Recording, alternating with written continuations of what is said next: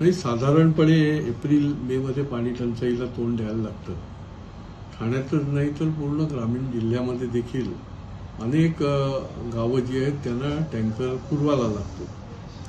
परंतु ही जी पाणी टंचाई आहे त्या पाणी टंचाईला टँकरने आपल्याला पाणी पुरवठा केल्याशिवाय दुसरा काही उपाय नाही आणि त्याच्यामुळे हे दरवर्षी करायला लागतं, त्याचं नियोजन करायला लागतं आणि शेवटी लोकांपर्यंत पाणी तर आपल्याला टँकरच्या माध्यमातून किंवा निरनिराळ्या योजनाच्या माध्यमातून आपल्याला पुरवायला लागतं. मेन तर हाच तो प्रॉब्लेम आहे की नियोजन नसल्यामुळे हा सगळा प्रॉब्लेम. ना पाण्याचं नियोजन, ना धरणाचं नियोजन आणि त्याच्यामुळे या ठिकाणी बिल्डर लोकांना फार मोठ्या प्रमाणामध्ये OCCC दिली जाते. उंच उंच इमारती होत आहेत. पिटिशन दाखल झाले होते. पिटिशनमध्ये देखील कोर्टाने स्टे दिला होता. 2017ला 2 संस्थांनी पिटिशन केला होता. मी देखील अपील केलं होतं की नो वॉटर नो कन्स्ट्रक्शन असं काहीतरी करायला लागेल, नाहीतर जे नवीन राहायला येतील त्यांनाही प्रॉब्लेम, जे राहतात त्यांनाही प्रॉब्लेम आणि त्याच्यामुळे त्याचं गंभीरपणे जो काही उपाययोजना करायला पाहिजे.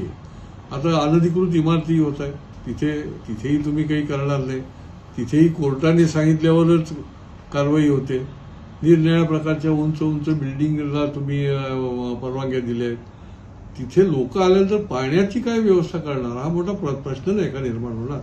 आणि त्यामुळे त्याच्या संबंधामध्ये गंभीरपणे नियोजन करणं हे देखील निरनिराळ्या योजना चालू आहेत, त्याच्याकरता पाणी लागतं. मेट्रो योजना आहे. हे निरनिराळ्या प्रकारे पाण्याचा त्या ठिकाणी गरज भासते आणि त्याच्यामुळे त्याला कुठेतरी ब्रेक लावायला पाहिजे काही काळापुरती.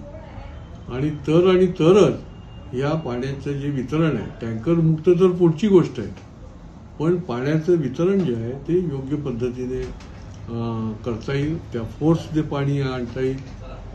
निरनिराळी आता पुढे काय काय करणार ते आता आम्ही ठरवलेलं आहे.